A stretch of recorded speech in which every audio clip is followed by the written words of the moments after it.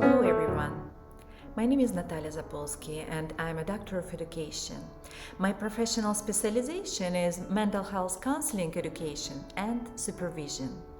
Also, I am a clinical mental health counselor licensed in the state of Florida, USA.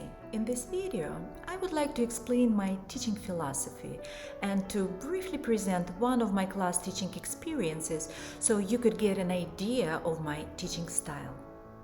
My teaching philosophy is based on the major conceptions of who I am as a person and as an educator, who my students are, and what are the goals of my teaching process. So, first, I need to remember who I am.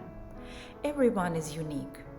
A teacher and an educator is not an exception. I, as a teacher, bring my personal style, attitude, character, assumptions, culture, and worldview to my class to share it with my students. As a person, I do believe that learning is a lifelong process. I do believe that everyone has the potential to succeed if the goals are set correctly and if the person has the motivation. My general goals as an educator are to inspire my students to learn and to challenge them to reach their full potential. In my opinion, the collaborative relationship with my students will encourage them to evolve and succeed. Also, I believe that constructivist approach seems to be the most effective. It helps provide students with a variety of perspectives on a course content and encourage critical thinking about how it would be applied in a real-life scenario. Throughout such an open dialogue and debate, students can move from knowledge to demonstration of skills. So now I would like to share one of my class experiences so you could get an idea of how I usually outline my lesson plans. So now I'm going to explain how I outline the lesson plan in the diagnostic class. It was a diagnosis and treatment of psychopathology class, and the main goal of this lesson was to explain students the DSM-5 category named trauma and stressor-related disorders, and the specific focus was on these three disorders: post-traumatic stress disorder, acute stress disorder, and adjustment disorder. There were two specific outcome objectives for this lesson. First one is that students will understand the nature of trauma and stressor-related disorders. And another one, that they will be able to differentiate diagnosis within this category. In my lesson, I provided the descriptions of the disorders that are included in trauma and stressor-related disorders in DSM-5. I explained the neurobiology of PTSD. Also, I provided diagnostic features of each disorder, and I explained differential diagnosis within this category. Also, I explained and provided information about the most effective treatments that may be applied to treat trauma and stressor-related disorders. And after that, we moved to case presentation and we discussed how obtained knowledge can be applied to practical settings. Now, let's take a look at my teaching demonstration where I provided a short summary of my teaching presentation during the residential set. This presentation was performed by using a Prezi format, and I will briefly go through to show how the lesson went. My teaching presentation started from the overview of outline of the lesson plan. I explained students the goals and objectives of the lesson. Then I began explaining the theoretical foundation of the course material. I provided an excursion to a current composition of the DSM-5 and explained the major differences between DSM-5 and DSM-4 regarding the trauma and stressor-related disorders.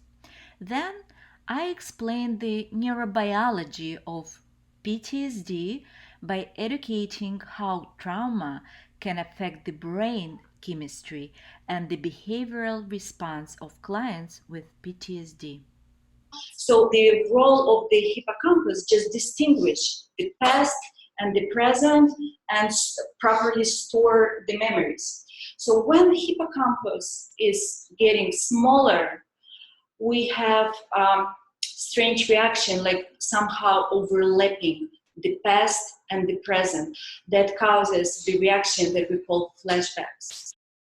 I thought that it would be beneficial for students to know the connection between trauma and the brain chemistry reaction. After that, we moved to an educational video that provided a real case that helped the students to start thinking about trauma and stressor-related disorders in the practical context. Based on the provided case, we started discussing the DSM-5 criteria for PTSD. Then, I explained the difference in criteria for PTSD for children and for adults so that students would be able to differentiate them. Then I moved to acute stress disorder by providing the criteria and the specific features that distinguish it from other trauma and stress-related disorders.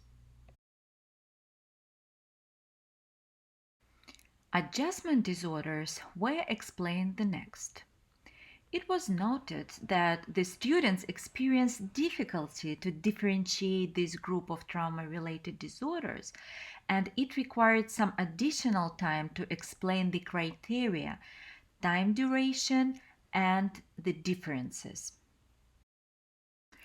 Also, the cultural considerations were explained to the students so that they would understand that there are many situations when cultural diversity of their clients can affect the diagnostic process.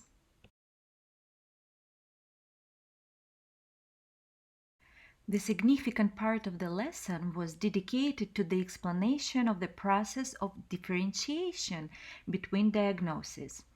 We discussed how the DSM-5 as a diagnostic tool can be used while ruling out other diagnoses to provide the right one. We have 6 types of adjustment disorders. That's why we're calling them disorders in plural. When we say adjustment disorders, you mean, like, for example, adjustment disorder with anxiety or with mixed disturbance of emotions and conduct. So we have 6 types of adjustment disorders. What is very important to understand about adjustment disorders, that is time-limited diagnosis. What does it mean? So, for example, person living with that event, re-experiencing that, reacting emotionally, behaviorally, psychologically, and that's normal. Someone dies, for example, in family or close one, loved one, it's normal. So we are experiencing that stressful event 3 months.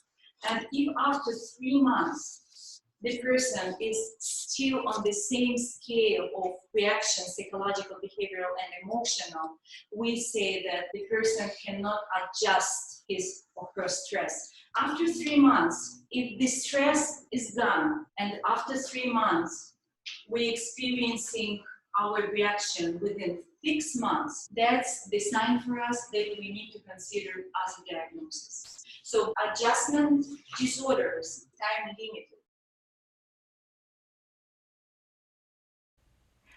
After that, I offered the practical assignment that aimed to explain how the obtained knowledge can be applied to a clinical practice. I would like to show you that case. So it's going to be intake assessment for this client. What I would like you to do is just try to listen to the case mindfully and try to notice what kind of symptoms he's performing, write it down, and then we will try to diagnose it with the explanation. We will use our DSM-5 trying to find the appropriate criteria for these symptoms, and we'll provide the diagnosis, and then we will see a differential diagnosis that should be ruled out from that case. Okay?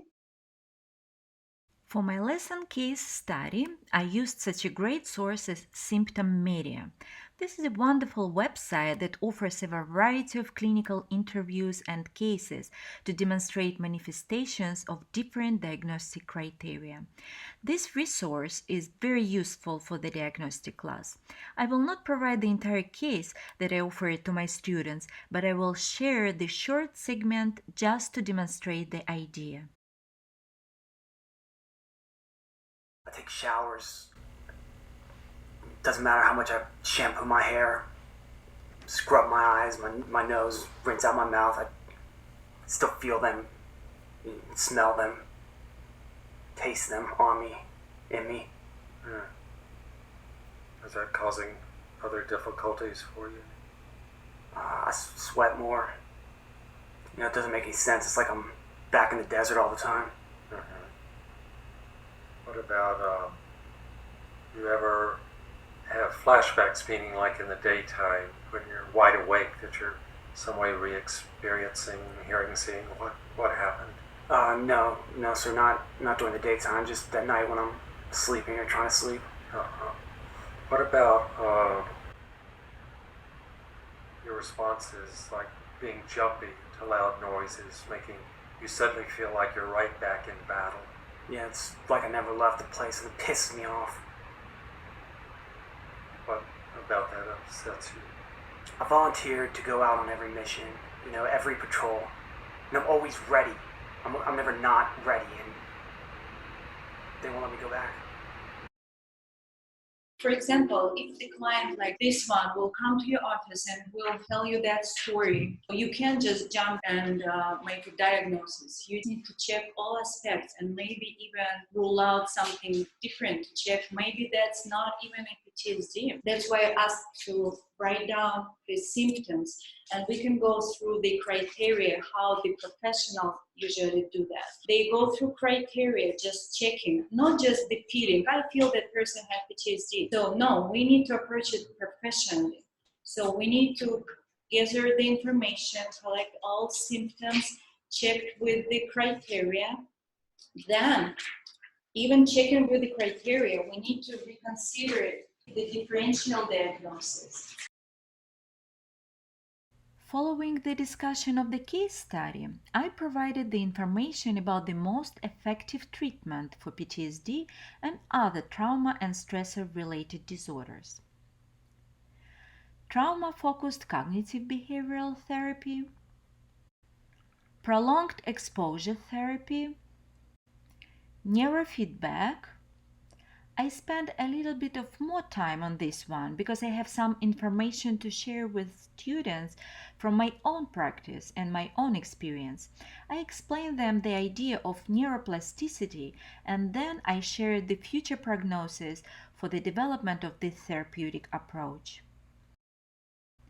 Also, I explained the eye movement desensitization and reprocessing therapy. After the discussion and summary, the lesson was completed. So now, if you have any questions about my teaching presentation, please don't hesitate to ask me.